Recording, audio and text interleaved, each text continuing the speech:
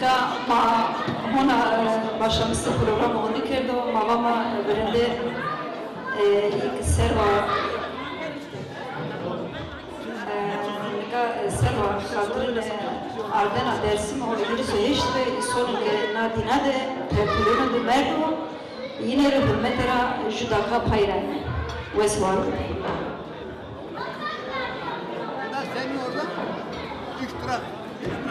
Merhaba sevgili dostlar. Şimdi sizlere Dersim 37-38'de katledilen ve tüm dünyada soykırım ve işkenceler ölenlerin arasına bir dakika saygı duruşuna davet ediyoruz. Jetzt machen wir eine Gedenkminute für die Opfer von Dersim 1937 und 38 und allen Opfern der Völkermorde, der Foltern und Vertreibung auf der Welt.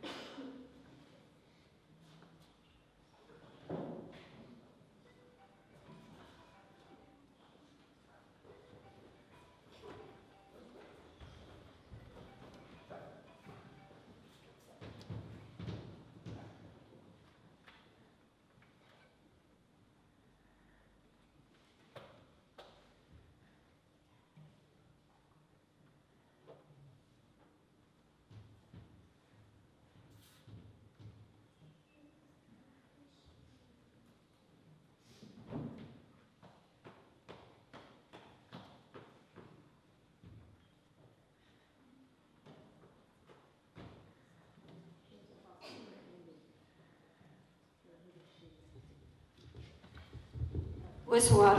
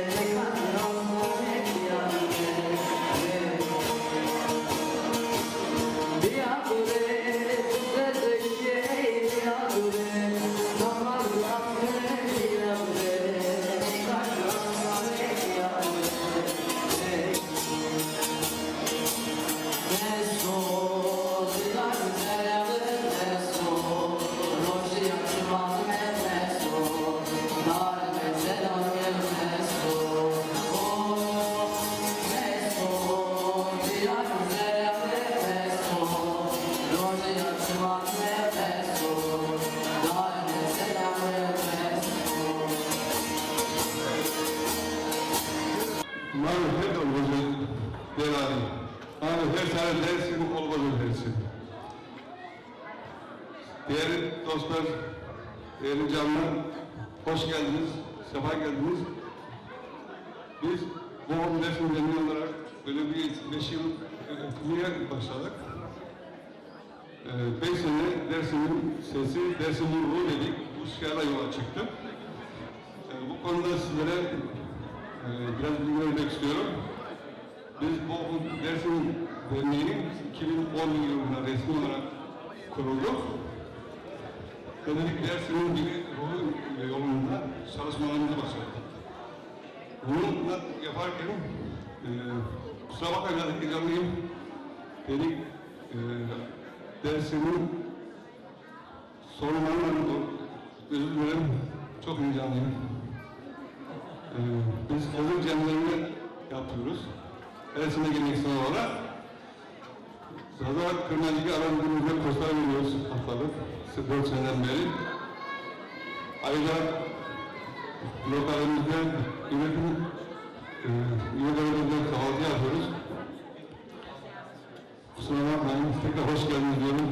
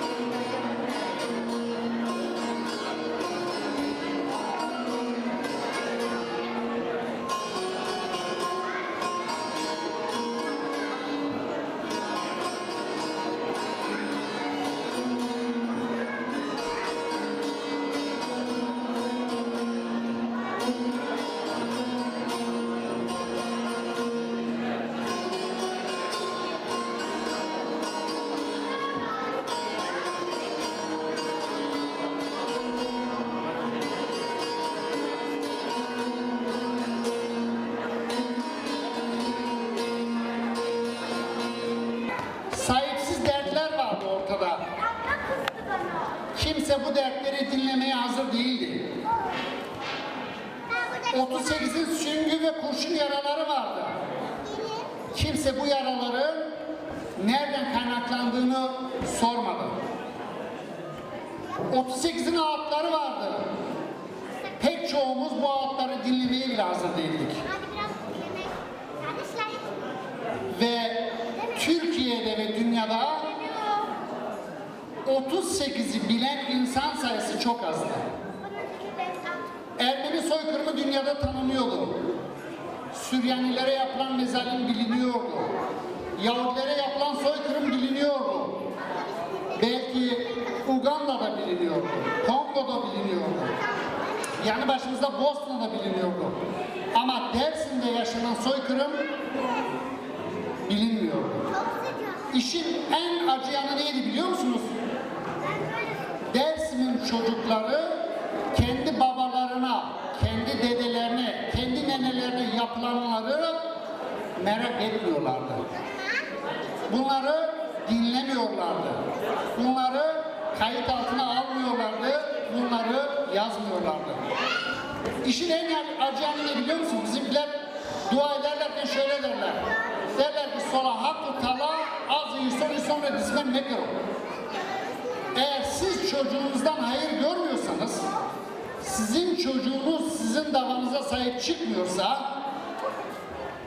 sizin çocuğunuz sizin dilinizi konuşmuyorsa, sizin çocuğunuz sizin acınızı yüreğine hissetmiyorsa çok büyük bir sorun var demektir.